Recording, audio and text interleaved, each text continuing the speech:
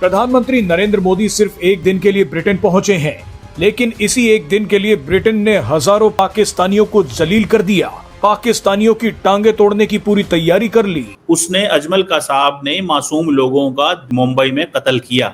उसने होटल पे हमला किया, वहां पे मासूम लोग जिनका किसी इन चीजों से ताल्लुक नहीं था उनको जाके मतलब उन्होंने मर्डर किया उनका, ठीक है, एक एक्ट ऑफ टेररिज्म किया। ऑपरेशन सिंदूर चल रहा था, पाकिस्तानियों ने फोटो डाली कि आईएनएस विक्रांत है इंडिया का, वो डूब रहा है, हमने अटैक किया, आईएनएस विक्रांत डूब रहा है।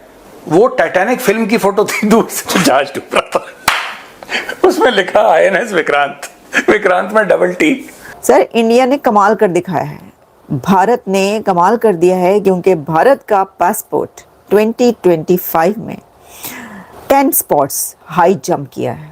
लेकिन उसमें भारत को क्या प्रॉब्लम है? हम किसी से भी भीख मांगे, वो मतलब हमारा काम है, हमारा काम ही है सर। हम पाकिस्तान बनने से लेकर अभी तक भीख ही मांग रहे हैं सर। साथ के साथ ही मिस्टर जिन्ना ने भी पैसे मांग लिए थे सर, हम सबसे पैसे मांगते हैं सर। मार्च 2025 तक जो अजाइलम सीकर्स हैं ना यूके में, उसमें सबसे ज्यादा पाकिस्तानी है 11,000, दूसरे नंबर पे अफगानी 8,000, तीसरे नंबर पे ईरानी 7,000, बंगाली 7,000, सीरिया 6,000। अजीज दोस्तों, सारे मुसलमान हैं। पीएम मोदी ने जैसे ही ब्रिटेन की धरती में कदम रखा, वैसे ही पूरे विश्व में भारत की चर्चा होने लगी, क्योंकि भारत ने ब्रिटेन के साथ फ्री ट्रेड एग्रीमेंट साइन कर लिया है, जिसके बाद ब्रिटेन की सभी कंपनी फ्री टैक्स में बिजनेस खोल सकेगी। लेकिन इससे पाकिस्तान को खूब डर सता रहा है, क्योंकि 2025 अजाइलम इंडेक्स के मुताबिक ब्रिटेन में सबसे ज्यादा शरणार्थी पाकिस्तान से है। इसका मतलब साफ है कि पाकिस्तान इलीगल तरीके से ब्रिटेन में अजाइलम मांग रहा है, ताकि पूरे यूरोप में कब्जा कर ले। डोनाल्ड ट्रंप इस फ्री ट्रेड एग्रीमेंट से नाखुश नजर आ रहे हैं, इसलिए वो बार बार भारत को 500% टैरिफ की धमकी दे रहे हैं, जिस कारण भारत ने चाइना के साथ हाथ मिला लिया और 5 साल बाद भारत और चाइनीज वीजा फिर से खुल चुके हैं ताकि ट्रेड हो सके। इस पर पाकिस्तानी एनालिस्ट कमर चीमा का कहना है कि इंडिया चाइना और यूरोप से ट्रेड कर सकता है, लेकिन पड़ोसी मुल्क पाकिस्तान से बात तक नहीं करना चाहता। लेकिन सच तो यह है कि पाकिस्तानी फील्ड मार्शल आसिम मुनीर पूरे पाकिस्तान को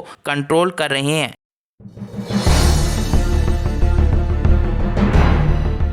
मतलब बात तो फिर वही है कि इंडिया चाइना से बात करना चाहता है, बेशक उन्होंने उनकी जमीन हथिया ली है, लेकिन हमसे नहीं बात करना चाहता।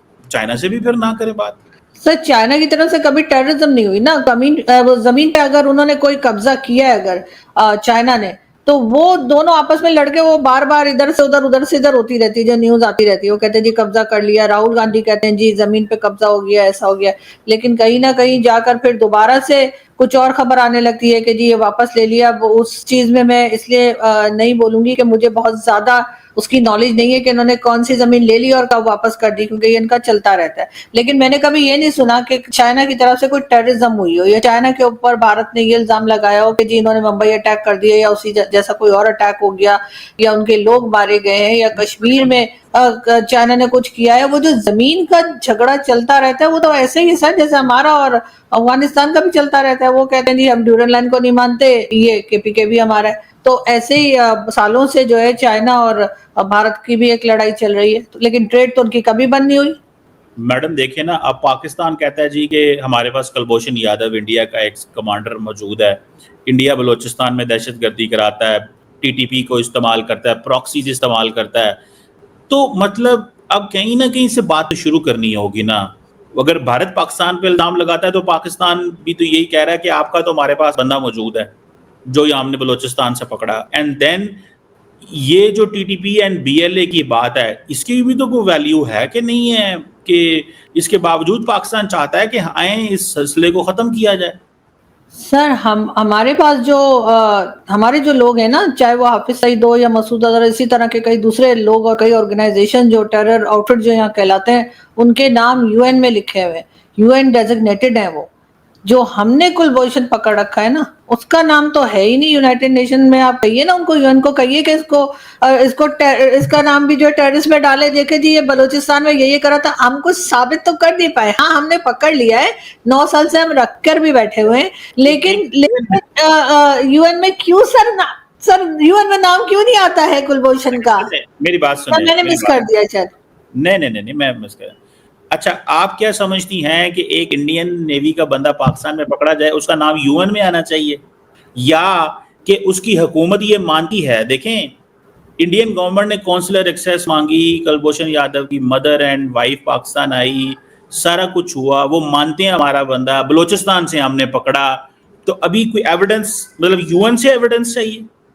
सर, यूएन से ये एविडेंस चाहिए कि वहां पर टेररिज्म कर रहा था, ये नहीं कि ये इंडियन है। वो तो पहले दिन से कह रहे हैं कि ये इंडियन है। उन्होंने तो कभी नहीं कहा कि ये इंडियन नहीं है, ये नेवी का बंदा नहीं है, ये भी भारत की तरफ से कभी नहीं कहा गया। लेकिन हम ये तो साबित नहीं कर सके ना कि वो टेररिज्म करवा रहा था। वो अगर बलोचिस्तान से पाकिस्तान ने पकड़ा तो कहां से पाकिस्तान ने पकड़ा? देखिए, पाकिस्तान ने जहां से भी पकड़ा है वो मुझे नहीं पता, लेकिन मैं ये कह रही हूँ आपको कि फिर हम कुछ साबित क्यों नहीं कर पाए।